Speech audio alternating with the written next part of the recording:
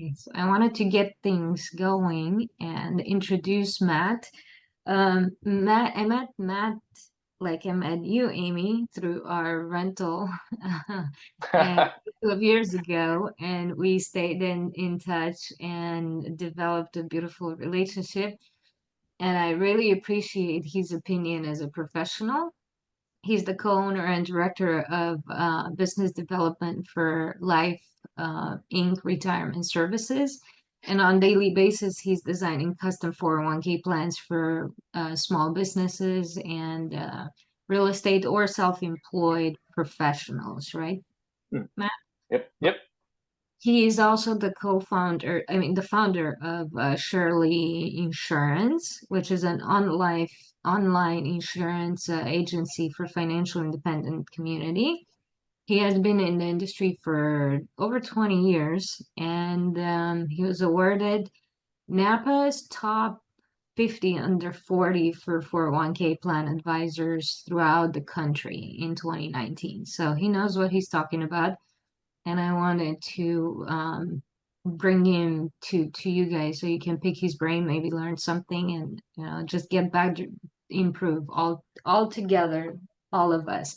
So, with that being said, Matt, if you want to take over, you are sharing your screen, right? You guys are Yep. being, you see his screen, Amy? Yeah. Perfect. Okay. Cool. Perfect. Thanks, Anna. I appreciate it. Yeah. Yeah. So if anybody during this whole thing, I invite you to interrupt me as much as you want to. So I like a back and forth conversation. I'd rather have a conversation and then me instead of just a talking head the whole time. So interrupt me, talk over me. It does not matter. If you have a private or question for me, my info is down here. That's my cell phone from probably 20 years now, actually, and email address. And that QR code actually goes directly to my calendar too. So if you do want to just jump on there, you can. So, And I'll put your contact information in the chat, Matt, okay, as well. appreciate it. Thank you. Um, so first of all, who has heard of infinite banking? You can just raise your hand if you have, or if you've not heard of it before. Most know. Wow. Okay. So I have this assumption since I've been in the industry. I'm a third generation finance guy, and I feel like everybody on the planet has heard of some things. And reality is that's not true. So that's just my world. Um, so really, the infinite banking strategy started back in the 1980s. Nelson Nash was a kind of like the godfather, if you will, of the strategy. And it's basically using a whole life insurance policy. I'm sure a lot of us have heard of whole life insurance. But the whole life insurance industry started back in the 1800s. So it was more of adjusting and utilizing it to its full potential, more than what it has just normally been, which is a death benefit is all it was. So um, today I'm kind of going to dive into a bunch of things. I'll kind of go over that here in a minute, but it's a very polarizing topic at the same time. It's a great tool, but very, very polarizing. And I started my career, like I said, 20 years ago in the insurance industry. I work for Prudential Financial, which a lot of us, I'm sure, have heard of. And I kind of, when you work at an insurance company, you are taught that life insurance is the savior and answer to all things financial, which is clearly not the case by any stretch of imagination. And I bought into it because that's all I knew. I didn't really know anything about it. And as my career grew, I got more into the investment side, more into the simplicity of investing instead of trying to make things complicated. So we have the like the Dave Ramsey mindset. We have the Susie Orman, where it's a lot of behavior finance, save into index funds, and keep your bills as low as humanly possible. And these are a lot of the arguments from the skeptic side of things. It's too expensive, too complex, low return, and these are valid complaints and a valid side of things. And it really is more of a, I'd say, a half of the story, or I don't want to say misinformed perspective, but it's half the story. Because as I came into this industry, I was uneducated. All I knew was, hey, let's sell life insurance and call it. I had sales goals around it, And I had no idea that there's multiple ways to design it for different ways, for different goals. And I'm going to touch on these throughout the presentation, so and clear up some of these arguments, and we'll kind of, and again, ask me any questions on this, but we'll go into that. And I really, the commission side of things, I'm going to touch on later too, as we, this real estate industry is also going through some commission, I guess, growing pains, if you want to call it that. So we're also going through the same thing. On the advocate side of it, as my career grew into more B2B, so I am a 401k administrator. I work with a lot of business owners. That is a mass majority of my clientele. There is a natural connection between real estate and business owners. Half the people I talk to many people daily. Half of them are in real estate or want to be in real estate. Because it's like, it just makes sense. It clicks. It's a common story between the two. And as I got into and speaking with these really highly successful entrepreneurs, I noticed there's a huge gap in tax advantage accounts. The pre-tax, the 401ks, the profit sharing, defined benefit plans, which is a pension. There's a point where it gets you so far, and then all of a sudden you have more income and you're not really sure what to do with it, and it actually steamrolls out of control. I'll tell some stories on that side of it later too.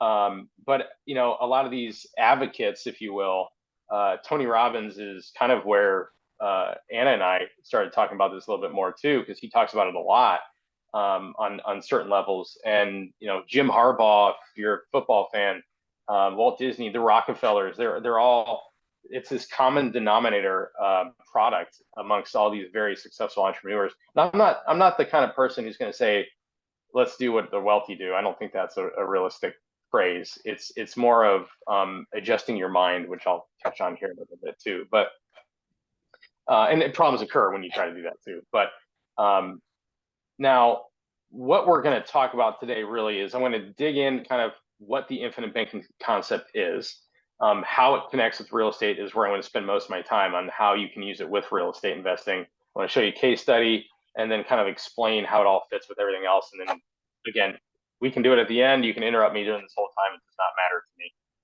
Any questions that you have? This is not necessarily a question, but Yeah. more of a statement when it comes to doing what the wealthy are doing. The one thing that the majority of them are doing is they figured out a way to make their money work for them instead of them working for their money. And I think, as I grow older, I appreciate that more and more personally. Yeah.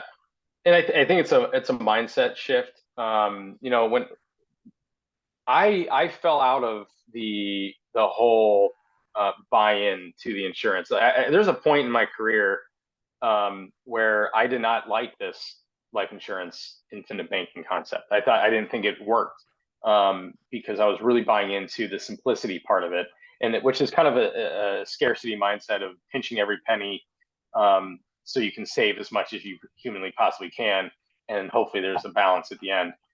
To where you're more of an abundance mindset with these other, major entrepreneurs that I mentioned, with Tony Robbins, Jim Harbaugh, Walt Disney, and it was more of I don't know if you've heard of the book Rich Dad Poor Dad.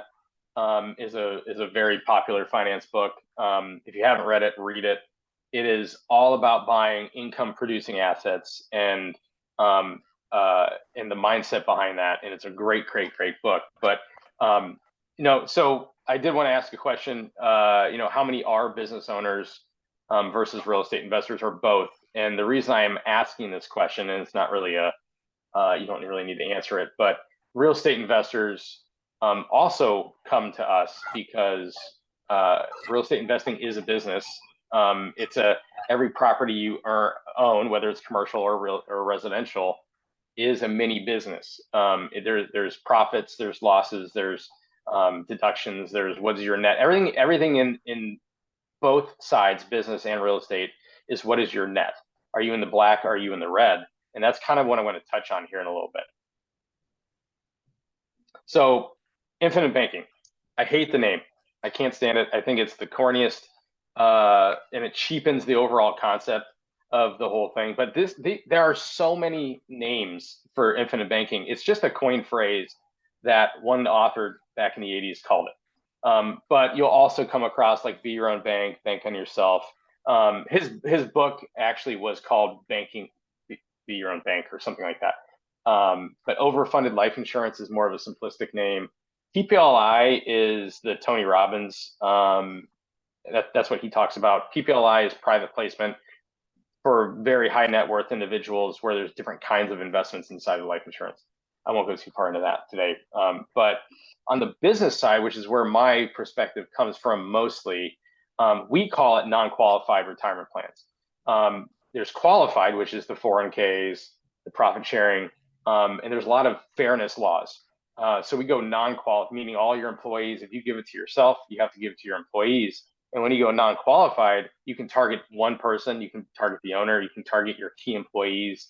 And so this is more of a general title, but Boley and Coley is business-owned life insurance, corporate-owned life insurance. Section 162, deferred compensation is a major employee benefit, and it's also tied to this. And LIRP is life insurance retirement. This is can be used on business or personal. These are all general titles for the exact same thing, which is basically called Section 7702. 7702 is the IRS code. And whether it's a personal strategy or a business strategy, all of them are using the same tax code.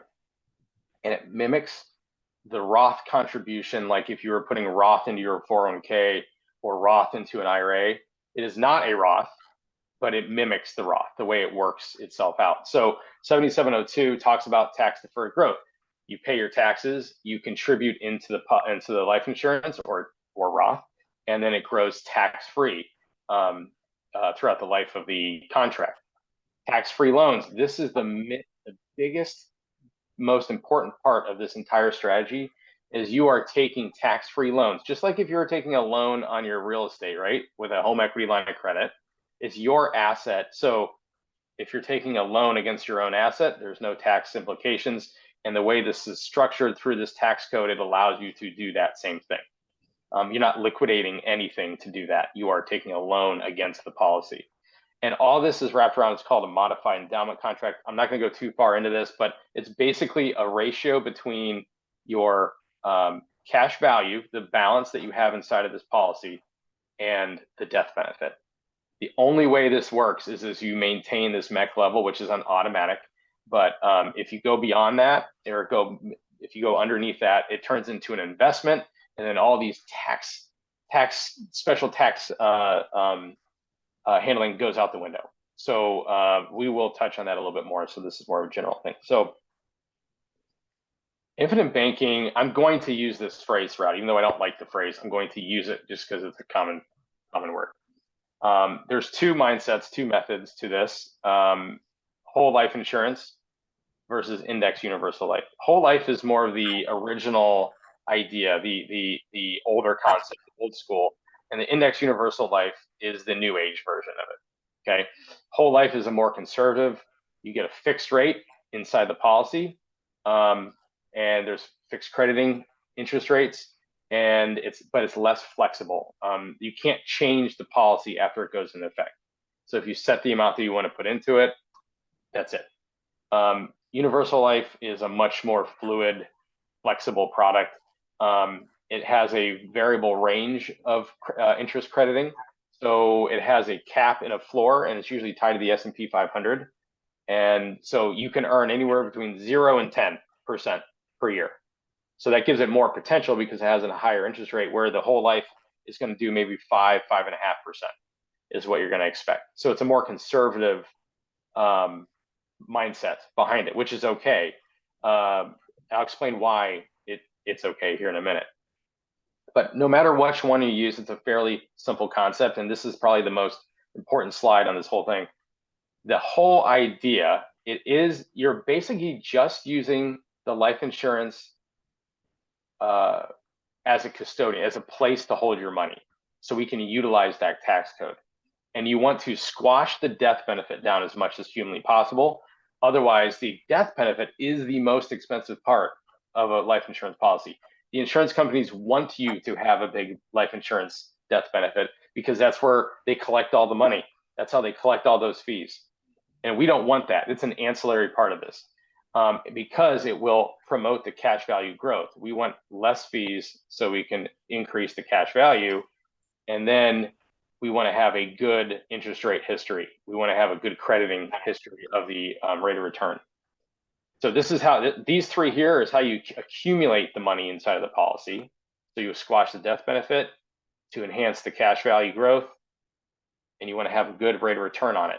Usually you can average about 6.5%, 7% inside of those IULs.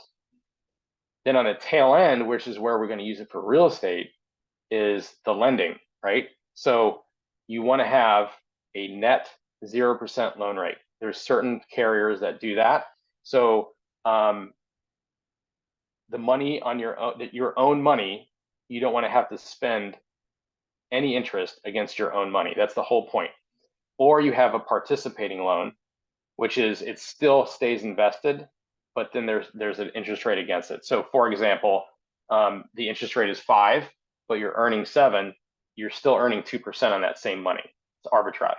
So we'll get into some examples on this later, but this is kind of like the overall concept. So the interest you also need to pay in arrears. So there's a lot of carriers that would do really good here, but then they drop the ball on the loan rate, the end game. You want to make sure that it's all fluid. And there's about 2 to 3 that I can rely on a regular basis that are really, really into that. So I know this is all somewhat confusing at this point, but I'm going to show you some specific numbers and how this all connects to real estate investing. So just real quick, sorry about the Yeah, please. interest arrears. Are you going to talk about that a little bit more? I am. Yep. Cool. I'm going to show you all this. I'm going to tie all this in with examples and a couple case studies too. This is very, very, very important in the overall design, which kind of goes into, you know, like back when I said I worked at Prudential Financial, those policies were not designed to do this. That company was not designed to do this. There's only certain ones that are designed to do this and allow it. And those are the ones that have a great track record. So we'll talk about that more. So obviously, let's get into this. This is why we're here. How to use it for real estate investing. So why it works. So first of all, there's zero underwriting inside of these policies, which means you have more control. In 08, when the markets dropped and home equity lines of credits were being taken away or dropped dramatically or called, that doesn't happen inside of these because this is your asset. There is no tie to an asset that is out of your control, that you don't have a handle on, right? The markets control where the houses are, not you as an individual. Tax-free. Now, to be fair, lending is tax-free, right? If you take a loan against your house, it's a tax-free transaction. But you're not liquidating assets to purchase properties. You're lending against an asset to purchase properties. Repayment flexibility. You literally don't have to ever pay back this loan. The arbitrage where we're talking about with that interest rate is I'll touch on that here in a second. It helps it drag on the policy until these things go to 120 years old. These policies will go to 120 years old. Now I know not too many people are living to 120, but I have an 8-year-old and a 9-year-old as a couple weeks ago, and a 12-year-old, and their average life expectancy is 114, if I remember correctly. That's not, I wouldn't say average, but they can expect to live that long, which is mind-boggling. Now, and the biggest thing here is supplementing with other lending. This is not a answer all, like I said before. It is not, this handles everything. You get rid of conventional lending, you get rid of asset base. It doesn't. It's a part of the overall process. Now, let's kind of really dig into this interest rate arbitrage because this is super important. So you're contributing money into this policy. You are lending against your policy at a fixed rate of, let's just say 5%. That's roughly, some of them are capped at like 4.5, 4.75. They're all around 4.5% right now. but let's keep it simple and call it 5. And you're earning 7%. This is called a participating loan. So let's say you take a loan for $100,000 out of your policy. You're netting a positive 2% on that loan. So your asset inside the policy is still actually growing and growing and growing. Not to mention the whole point. These are conservative. Like I said, what the skeptics say, it is not. It's a conservative. It does not have high interest. It's not supposed to have high interest. This is not a comparison to buying a Vanguard S&P 500 index fund. This is to supplement that. This is the next to it. The whole point is you're using this money to, yes, it's earning a modest rate of return, but it's also using it to buy more assets and more. So buy real estate, invest more into your business, buy more shares of your business, whatever you're doing, it's used in addition to that. So I call it, it's double arbitrage, right? You're earning that positive 2 on the interest just inside the policy, not to mention what you're earning on the asset outside of that, right? Maybe you're earning 10% rate of return on your, I mean, who knows these days, but whatever asset you're purchasing, hopefully you're earning more than that 6.5-7% average. So it's a double arbitrage. So it's a double effect on how you're going to use that money. Any questions on that? I have a question. Okay. So when it comes to basically taking the money out of the policy, you know how when you refinance a house, there's refinancing closing costs. Is there something in those lines? Nope. It's kind of like a line of credit is the best way to explain it. So it's this ongoing, and I'm going to explain best practices here in a second, in order to be able to maximize and really, really utilize it for your entire life. Okay. But it's more of a line of credit. It's not a refinance. It's there, and it's like this ongoing line of credit that you don't have to. The only thing that has to be there is money, right? If there's no money in there, there's no line of credit. That's it. There's no credit check. There's no. You don't have to submit a form and say, "What am I doing this for?" It's send me the money and move on, kind of thing. So it's as good as cash. So if you're trying to finance a house, it's cash. But I will kind of dig into that. I have some really good use cases here. But these are to supplement the other loans, as we were talking about earlier before we started. Conventional loans, we can use. You can use this for like down payments. I would say maybe in lieu of a HELOC at some point, but not HELOCs are always a great tool to have on your house. Fix and flip loans, we'll kind of dig into a very specific scenario with those. DSCR loans, private lenders, renovation loans. These are all things that you actually could pair this with, because this is just one example of many. Is everybody familiar with the BRRRR method in real estate investing? Bigger pockets. Okay. This is bigger pockets is used quite a bit. So it's you buy. It's how you kind of like stockpile. It doesn't work in every market. This time of the markets is not the greatest, but it also doesn't work in very well, possibly in Hawaii, maybe when the cost of living is high. But you buy the property that needs rehab, you rehab or renovate it. That's the second R. Then you rent it up at the higher rent because it's a renovated home, and then you refi against that rent, right? Because you can use the rent to offset that loan to a certain degree, and then you use that refi to pay off the lenders that you start with. So you can just repeat it over and over again. It's a loop. So, for example, you buy a property with a fix and flip loan. You use the life insurance for the down payment of 20%, or you can even use it for the renovations if you needed more of a budget for that. The fix and flip loans sometimes will help towards the renovations. And the concept is when you refi over in this stage, you're going to use that and pay off you're going to refi into a conventional loan, like a 30-year or a DSCR, and you're going to pay off the fix and flip loan, which tends to be 12 to 24 months anyway, before it balloons. And then you pay off the policy loan and your life insurance at the same time, and you wash, rinse, repeat. The life insurance, in order to be able to wash, rinse, repeat, and do it over and over and over again, the concept is to refi out into a 30-year fixed loan of any kind, and then you can do it again. and do it again, and do it again. I'll go over an example here in a minute. Okay, so side note, ideally, the infinite banking concept, or IBC. Sorry, Yeah, really quick. I yeah. think Amy had a question. Oh, yeah, go ahead. Before you go into that, on the loan itself, out of the insurance policy against the cash value, correct? Mhm. You're talking about taking out a loan, not a partial withdrawal on the policy, correct? It's not a withdrawal. It's not a withdrawal. It is a loan. So there's actually a lot of incorrect information that floats around here on this. When you take any insurance product, whether it's an annuity or a life insurance policy, when the interest grows, it grows as LIFO, last in, first out.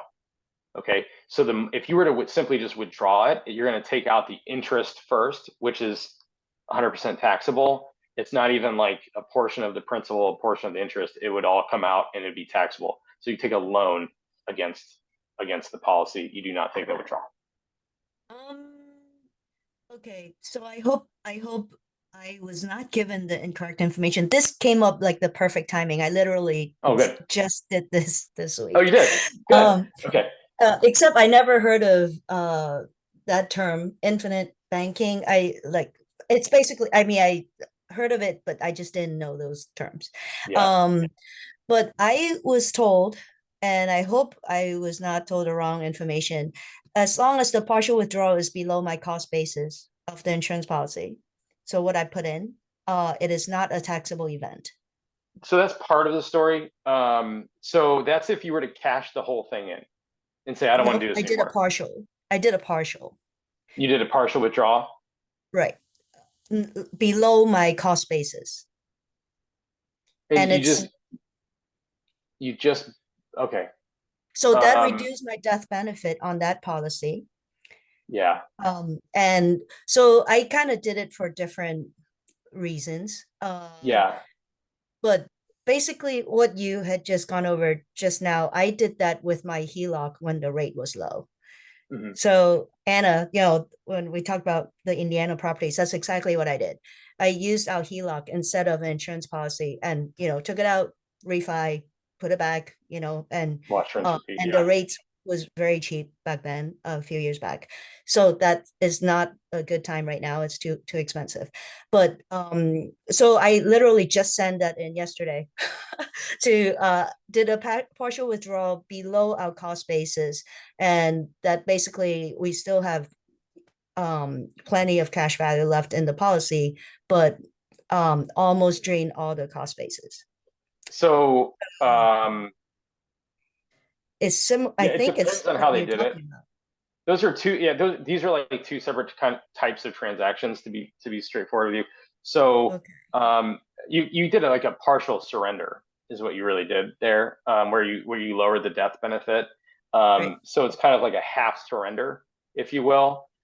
So it's a whole life insurance policy. It's no, it's a universal life. It is a universal life. So yeah. So you did kind of a partial surrender on that. I would just double check to make sure they did the transaction correctly, that they did it as a surrender and not just a straight up withdrawal. Because the surrender is, so basically if you put in, let's just call it $50,000 into the account, into the policy, and there's only 40 in there because it didn't perform very well or something, or however it works, or there's a surrender charge or something, then that, like if you surrendered half of it, then there's no growth. But if you put in 50 and there's 100, that's going to be a different story. So it sounds like you did it at the right time when there's no growth yet. Well, the policy has been around for a while, so the cash value is way higher than the principal, than the cost basis. Okay, all right. I don't want to. I just want to make sure. I'm sorry. Well, no, I think this is useful information because we're all learning. What is the cost base? The cost basis is what we actually put in as premium for this policy, this life insurance policy over the years. Okay. Right. We did. Yeah. We haven't actually paid for years. So it was our company owned it, and we did a lump sum. We rolled to this plan like 14 years ago. And we haven't actually, it was a one time, all the, when we rolled it, the cash 1031 value at the exchange or time, 1035. Yeah.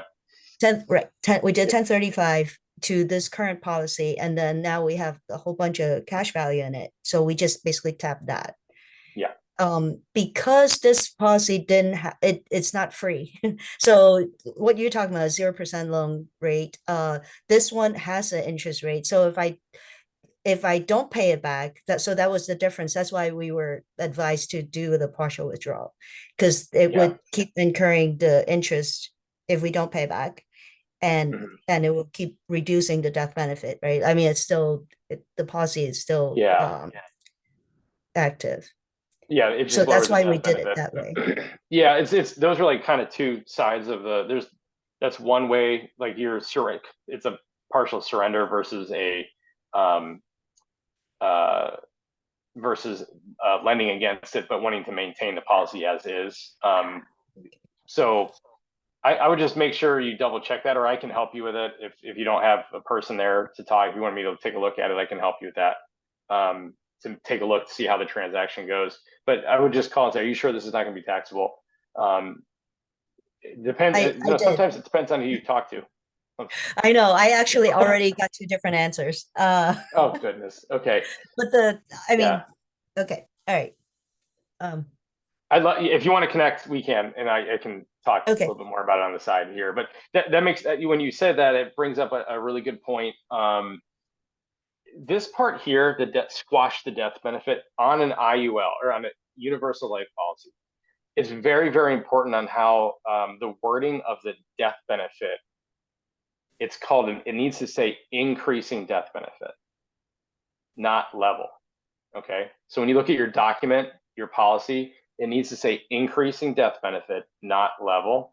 So the level, going back to the skeptics, the Dave Ramseys and the Susie Ormans, and everyone says the commissions are ridiculous. They are. For example, there's clients where we have clients putting in $100,000 a year into these things. Okay. If we did it incorrectly, we would make 3 times more commission if we chose the level versus the increasing. So that's where if the agent isn't absolutely educated or taught how to do that, you're going to get an incorrect, and that would be the difference of hundreds of thousands of dollars in the future on your account. Or has the best interest of the client. It's definitely, now there's reasons to do it that way, like for estate planning, and you really do need a big death benefit for there's multiple reasons for that. But if for the use of a retirement supplement or a lending supplement, it is absolutely not the way to do it. And you can't commingle the two. They're two completely different things. Some companies specialize in one, some specialize in the other. So it's a completely different. Where would you see that, the increasing right on the front page of the policy, where it kind of says your death benefit is this, your premium is this. It'll say increasing or level somewhere on there. It's a death benefit type. It's the death benefit category. That's what they're referring to. Okay. And again, you can reach out. We can talk about it. Okay. Okay. So this was like the BRRRR method, right?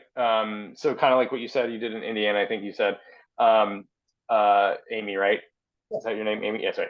So the whole point is to be able to, you want to pay that off. Now, in a scenario where like the interest rate is higher, for example, than what you're earning on it, like you mentioned, Amy. So like, let's say it's a 5% and you only earn 3% on the policy or something. You can pay the interest out of pocket, so it does not affect the longevity of the policy. You can pay that out of pocket, and I kind of tell clients, let's roll with it year to year and see what you want to do.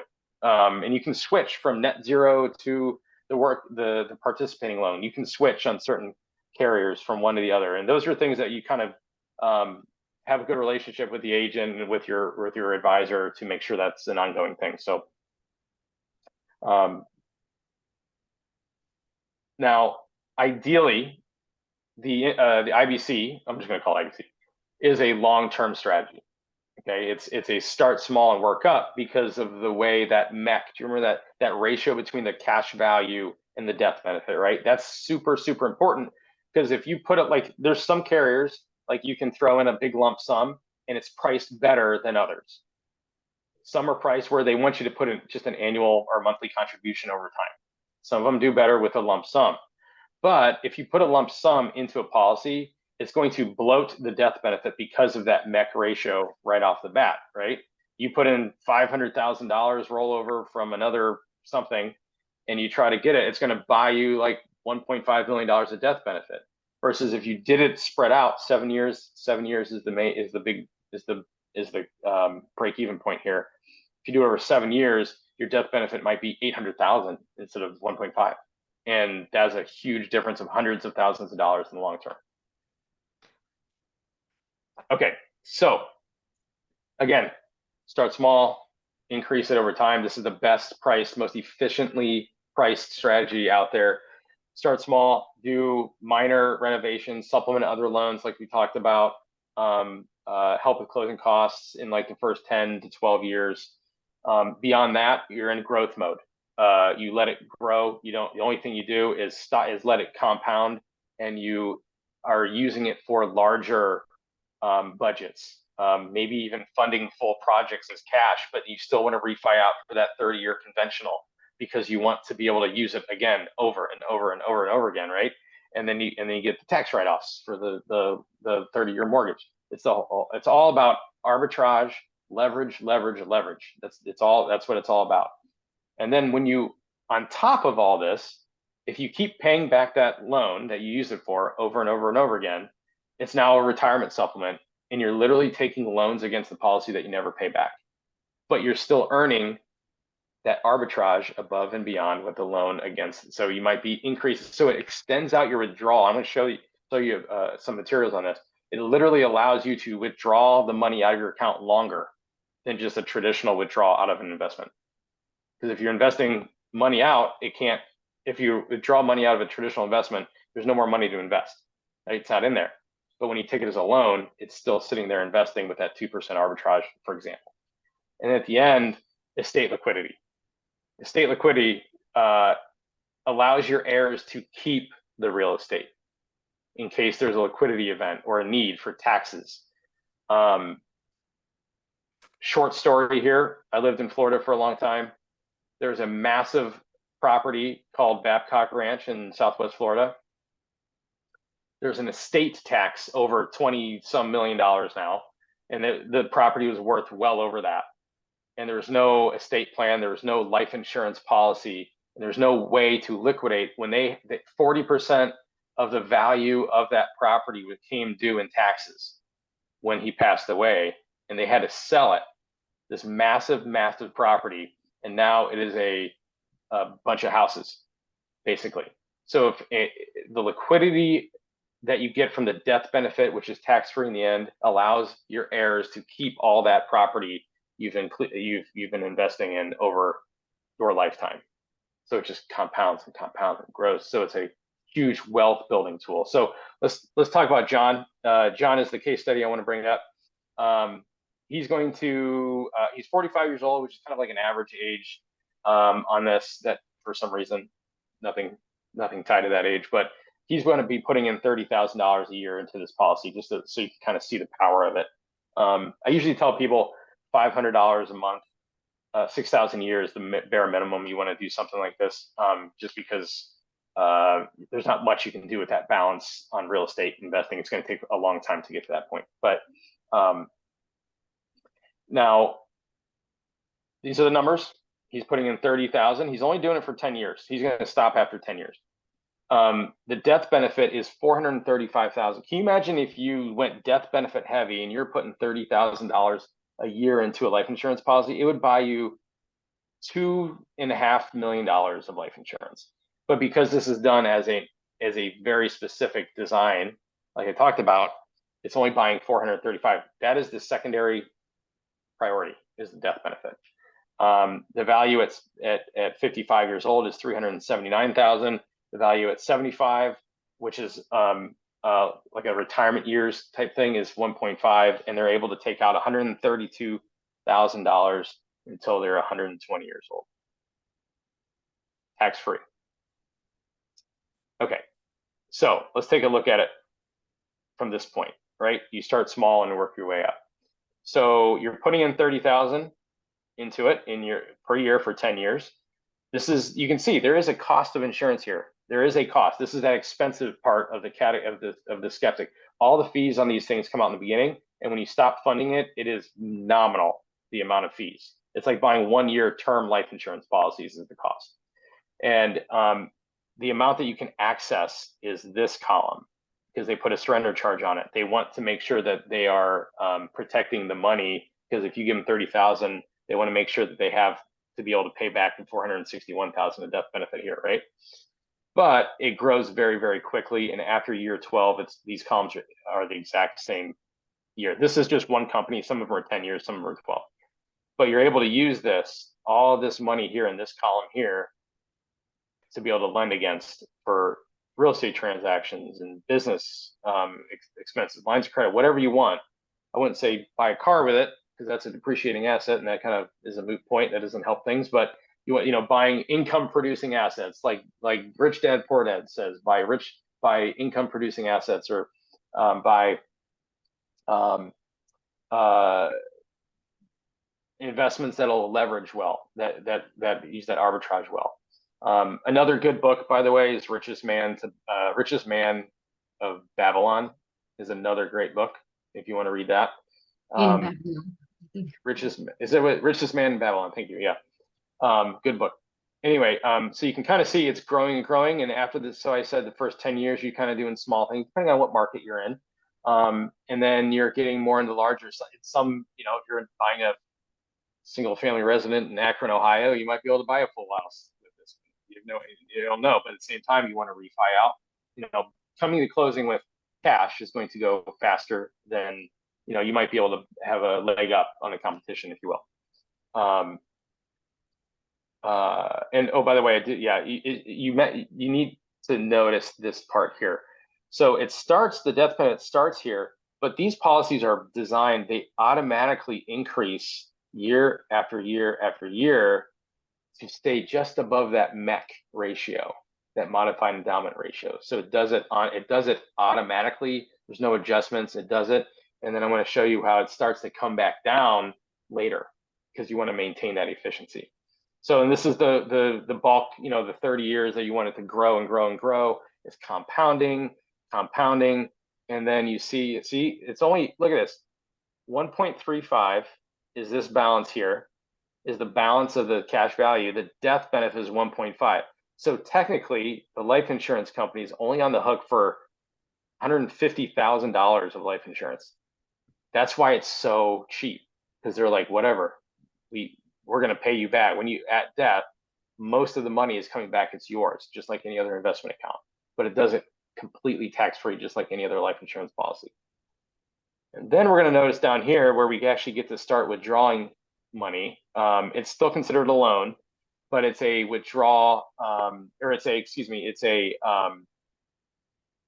Amy, as I'm talking, I think I know how they did it. So we'll talk later about it, okay? Okay.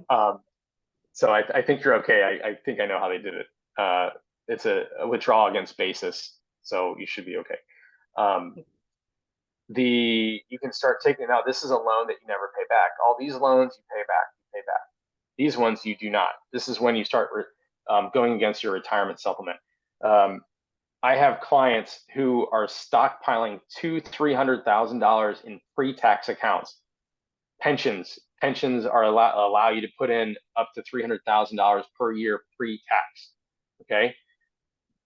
Do you know what an RMD is? Required minimum distribution. Okay. This one client's RMD is $900,000 a year at age 75. 75 years old is 900,000 a year. He has to take that out and he has to pay taxes against it. So having all these Need to different buy a buckets. house somewhere. What's that? Yeah, right. We still have, he's only 45, so we have some time. But yeah, exactly. And honestly, he's asking, he's like, what the heck do I do with this money? As I said, when these business owners, they're like, what do I do? I'm maxing everything out, and I don't want to pay. If you put all your money in a brokerage account, which I'll explain to you, you pay taxes every single year on if you on dividends and capital gains if there's a sale in the asset. So I'll explain all this to you here. So yeah, you start withdrawing here, and this is what it starts to look like here. And you can still take additional loans. These are loans you never take back, you never pay back, right? And these are loans that you can pay back and still use it even in retirement if you still have that real estate investment bug in retirement. If you don't want to retire from real estate investing, but you can still do that as long as you pay it back. It's very, very important to pay it back. Excuse me, to pay it back, or at least pay the interest every year on it when you're doubling up on that. You can still do it. Okay. Any questions on these numbers? Okay. All right. So again, the infinite banking concept serves as a very, very versatile tool and a supplement to financing your other investments. It's a tool to build other assets into leverage and to use that arbitrage to your benefit, and invest in things that may or may not earn 20-30% per year. You know, other big investments where you can take a little bit more risk. This is not meant to be a risky investment. It's a means to another investment is the way to look at it. But it also has tremendous tax benefits, which I'm going to show you here in a minute. So leverage. So that's the end of the real estate part. I want to show you now how it compares to other investments like pre-tax and in a brokerage. So this is what I kind of explain. Think of an upside down 3-tiered wedding cake. This is how I explain. You need to stack. You're creating a retirement plan stack with other investments. It's don't put all your eggs in pre-tax. Put it in Roth if you can qualify for it. Pre-tax is good because it's a good balance between today's taxes and tomorrow's taxes, right? And then the 7702, which is the infinite banking tax code, right? So where does it fit? It fits right in with all of it. Okay, it fits in with all of it. Let's see here. I'm going to, yeah, okay. So let's bring John back. I think I named him John. Now, just to sum back up, this is a little bit different scenario. We're 30,000 a year of contributions. Age 65 is how long he's going to contribute. So for 20 years instead of 10, but he's going to withdraw at 65. So in case I wanted to show this in case someone wanted to retire at 65 and treat it more like an actual investment account as a priority, and then one-off real estate projects here and there. Average rate of return is 6.5%. Okay, so does everybody see these numbers? Yeah. Yes. Okay. So I'm going to this first one. I'm showing it against a pre-tax. So this would be like if you're putting money into a 401k account and maybe an IRA. So it's 30,000 per year in both, right? They're both earning 6.5%. So we're putting it into this. This is the infinite banking. Allianz is just one of the companies. It's probably the best company out there right now. And then this is just a standard pre-tax account. Okay. So you're putting in $30,000 for 20 years for both of them. And at age 65, we're going to start withdrawing. Now, I chose 112 because that's how much you can withdraw in the life insurance policy. So if you took out 112 out of the pre-tax, you have to pay taxes on that pre-tax. Okay, right? So we're assuming a 20% tax bracket, maybe 18% tax bracket. If I can do the math in my head. So you take out 112, you're going to net only about 90-ish because you have to pay 20-some thousand dollars in taxes every year, right? So you have this big bucket of money of 1.2 million, but it's not all yours. 20% or so, or whatever your tax bracket is in the future, is owed to Uncle Sam. So if you took that amount out, you will liquidate your account within 12 years, 13 years. Okay. In the life insurance, the 112 comes out completely tax-free. You owe $0 to Uncle Sam. And because of that arbitrage, the loan against the interest rate, the loan interest rate versus what you're earning inside of it, it drags on. And this is just stops at age 85, but we run these till age 100 or 120, depending on the longevity of that. This is all hypothetical. These are all numbers. You don't have to take this money out. You can take out 80,000 per year. They don't care. All that's going to do is keep your death benefit up higher, higher, and higher, and higher. Okay.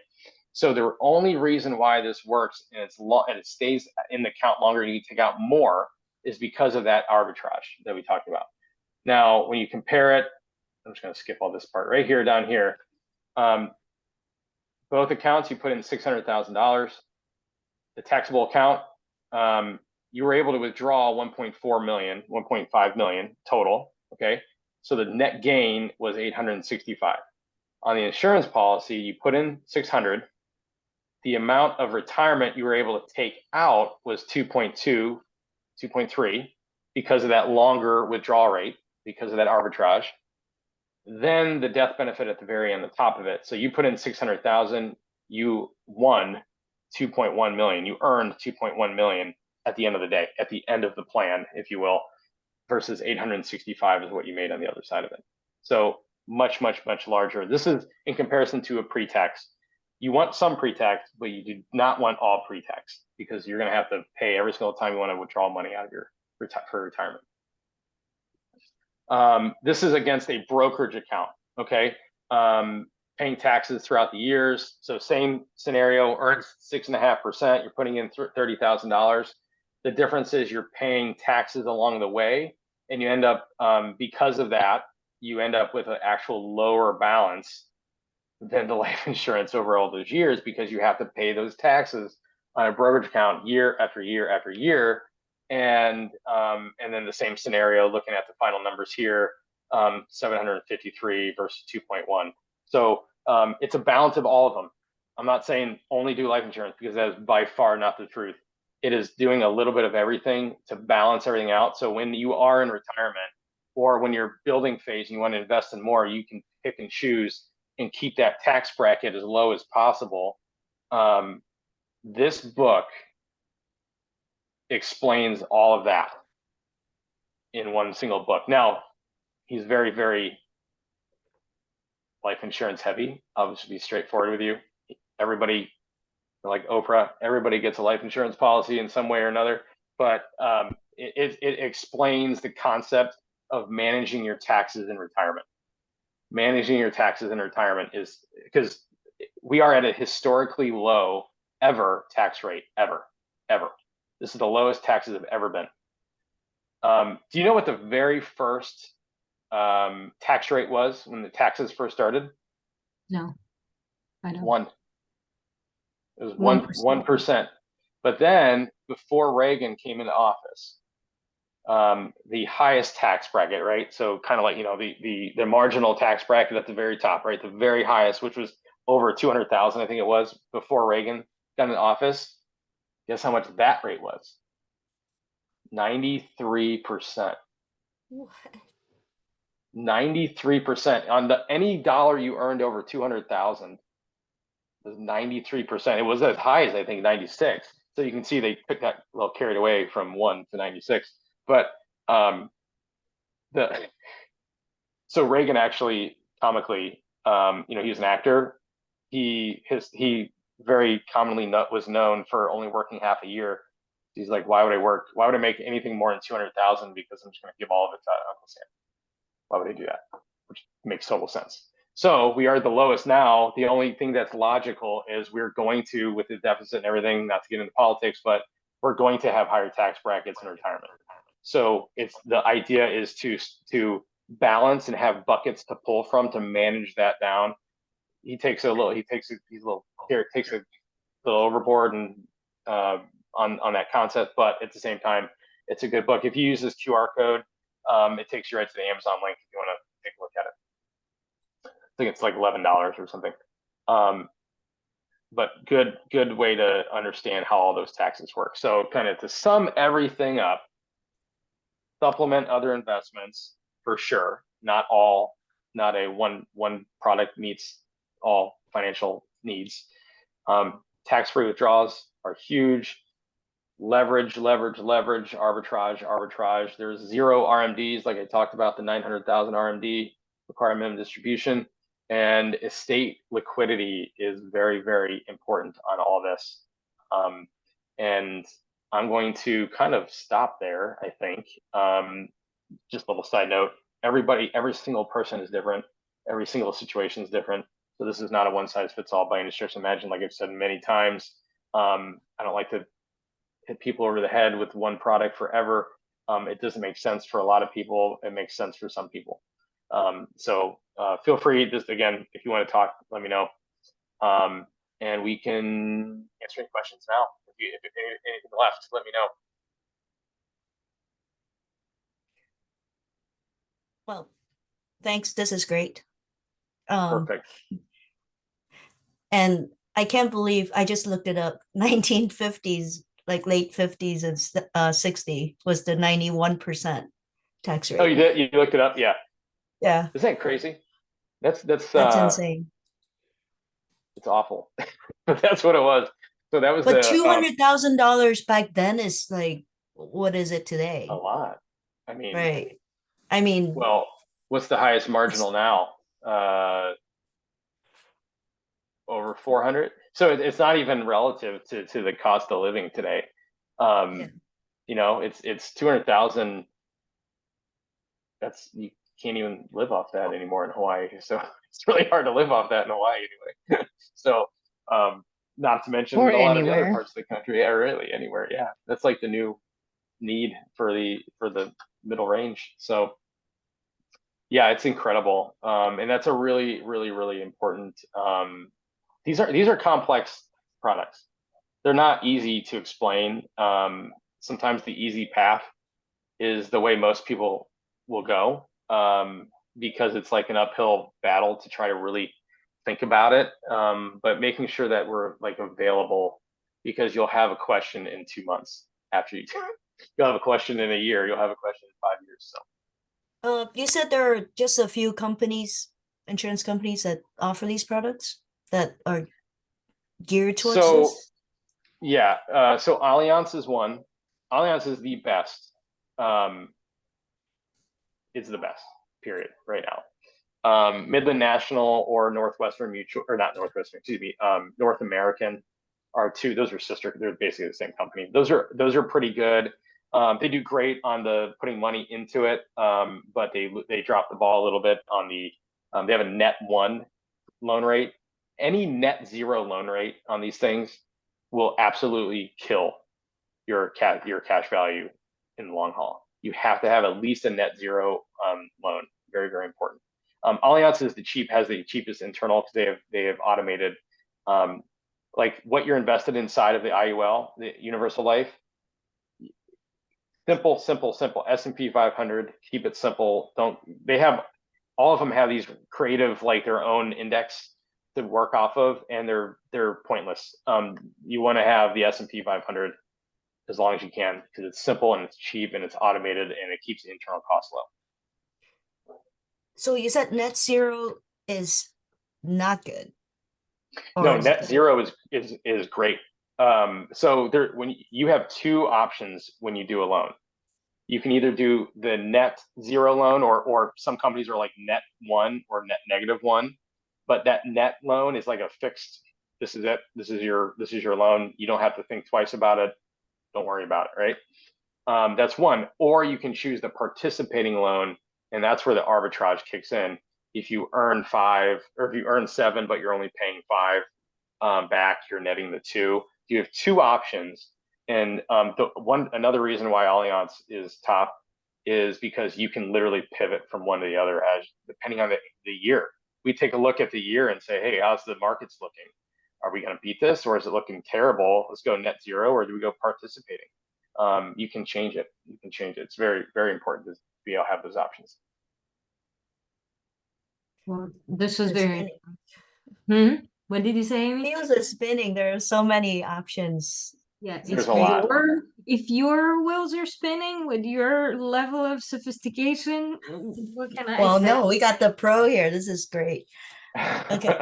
I will Matt, I will reach out Okay, Thank you. after sounds good. vacation. Yeah, sounds good. Oh, Yeah, awesome. yeah, I don't mind doing that at all. We can do it's something called an in-force illustration, where if you do you know that term?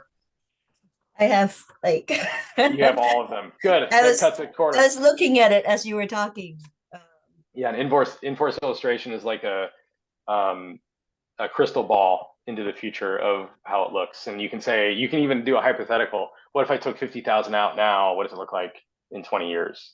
So, So um, so amazingly, I went back to the enforced illustration from 14 years ago to see how close they were to our actual. It was pretty damn close.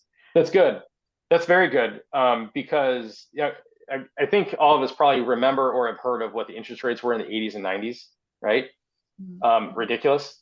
And if you bought a policy then, all those hypotheticals were based on like 15% rate of return inside of your Oh, policy. So when we came to 2000 and like after '08, right? After the '08 drop and the interest rates kind of corrected and all this, 70% of whole life policies or any permanent policy that was purchased in the 80s and 90s, 70% of them were going to lapse before the client died wow. Wow. because Yep. it was underfunded because they adjust those rates from 15 to 6 and they weren't earning it was priced totally different. It was, and they were running them back then. So you really got to be conservative. It's all about who's talking about it. So Well, Okay. complex it is, but I think this is very helpful, at least to me. I hope to everybody else too. And I posted your number over there. If I did record the session, I'll share it with you guys so you can refer back to it. And I'll let you know about next month's seminar unless anybody has any questions. Well, I think I do have one, Matt, and thank you so yeah, much for going into so much that I'm very novice, so bear with me. go I for don't it. mind if I'm judged because I am still learning on so many levels, but Don't worry about it. what you know, I'm not a business owner per se, but definitely intrigued about life insurance. And obviously, I think we all are, no matter whether we are entrepreneurs or not, to make our life easier at some point, right? And we do think forward towards our future. But when you were saying to have different tools for the retirement era, what you were presenting on the numbers, and I think I was following pretty well, is that the life insurance will not be necessarily taxed, whereas your regular or basic 401k will be. Correct. Yes. Correct. Yep. Your loans against your life insurance. Like I said, it mimics a Roth. It Yes, mimics. It's not a Roth. I legally cannot say it's a Roth. It mimics a Roth because a Roth, you put your money in after you pay your taxes. You put the money in. Everything grows completely tax free as long as you follow the rules, right? But there's limits on how much you can put into it. You can only put in, what is it, absolutely. 7,000 now, and Oh, then we found out that this year, actually, Matt, we were taxed differently because we exceeded the limit. We yeah, entered a different bracket, if you will, and we were flabbergasted. yeah, they need to increase that. Need to increase those Right. limits. But 401k, there is no limit. So I urge everyone to go Roth in your 401k if you have a 401k. If you have a solo 401k, again, my bread and butter is a business owner that comes in and Mhm. we build this. Like, what is it? What's Mhm. the stack? What's your stack? Mhm. And it's all very important. So you can do 23,000 right now as a Roth 401k. And then depending on what kind of retirement, there's So so what many would you more things say to it, would but- be the difference between a company and recently I was talking with a company that was offering 10% matching on a 401k, unheard of, at least in what I've experienced. Whereas my current company offers 401k, and that's it, no matching. And I've been trying to sell them the idea, like to buy into it, to match. But what makes the switch and what makes the change? So the company you're with now has a match or does not have a match? Is that what you're Does saying? not. No, I'm putting basically just money aside for myself in the 401k, and that's Yeah, it. that's a conversation. That's the owner of the. Yes, So the they're owner is not for it. offering a match. Yeah. Mhm. It's just, use it because you have no limit, right? You can still get to that 23 into the Roth, so you have that part of it. There's so many strategies that I could talk for another 2 hours on this, but it's budget related. Generally speaking, most business owners are not educated on like everything we do is custom. Like there's a legal document that we use to design these Mhm. things, and you can it's called a prototype plan document where it's plug in, write your name here, and here's your 401k, or there's a custom, and we use custom, and we can manipulate so many little things on a 401k. It's all about fairness to the employees. Ownership, IRS doesn't care about owners. They don't care about highly compensated employees, which a highly compensated employee is 155,000 or more. They don't care. The IRS doesn't care. It's the annual testing, those fairness rules on if a They do 401k, that. it's all about the non-highly compensated employees. Yep. And that's what matters to them. And sometimes if an owner doesn't want to do it, the only option is these non-qualified Section 7702 sometimes, because maybe you have 50 employees and you're like, can't afford it because you're running tight on your margins. It's fair, it happens. And we're soon to enter a different bracket, but it's interesting to see how certain companies can operate so much smoother from that perspective.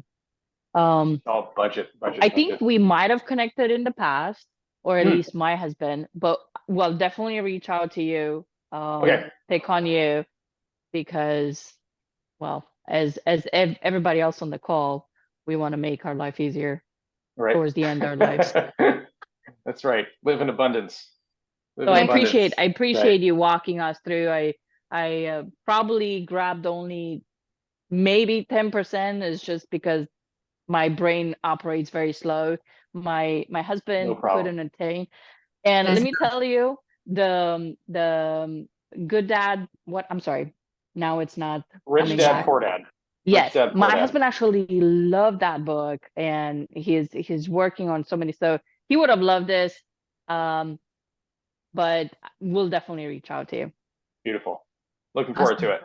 Actually, now that I've realized, if anybody on the Zoom knows business owners who could connect with you, that would be helpful. It sounds like for you and the business owners to just learn more about the options. So yeah, I'm on a lot of YouTube. I've been interviewed a lot on podcasts and YouTube videos.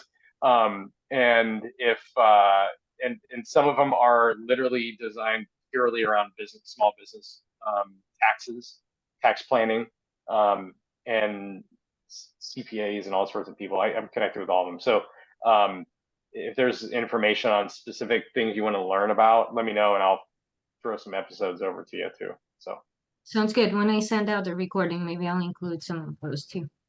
Do you have a channel? I'm sorry? Do you have a channel? I don't, because I don't have time to edit. I let other people edit. So I have one. It's I have one called the 4K podcast, but I'm literally like a permanent guest, and I let someone else do it. And then I'm on a CP. I'm regular on like 3 of them, and then I do one-off. I've been on a few real estate ones too, actually. So no, I used to, but I don't have time for that. That's a lot of work. So, by the way, I keep seeing IBS instead of IBC on the screen.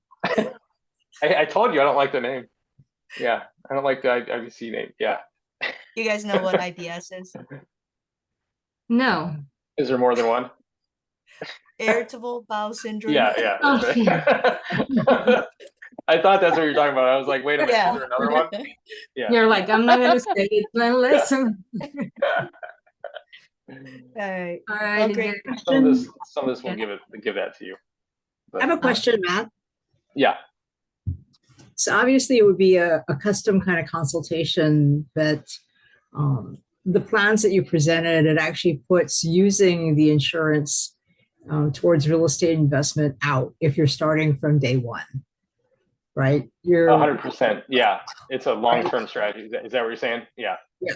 So for somebody who, obviously the folks that are on the call are, well into their financial plan. They're not starting from day one. Do you take a look at what they do have and have an ability to restructure so that they get in the position to be able to do what's being illustrated sooner rather than later because of how they recharacterize the investments that they have?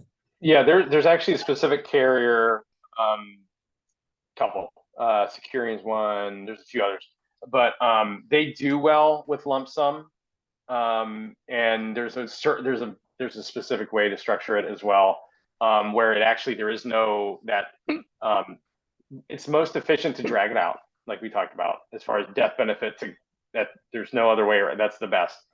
But if you do a lump sum to restructure, there are a few that wipe out that surrender charge. So there is no, so if you put 100,000 in, you're gonna lose a little bit because you're buying kind of like a lump sum into life insurance, maybe 15% of it, but you have access to the whole thing instead of drawing out this surrender charge period over 12 years. So it's there. And then, so it's kind of like taking a step back, take 2 steps forward to do it that way. That book though is all about that. This one is all about your question.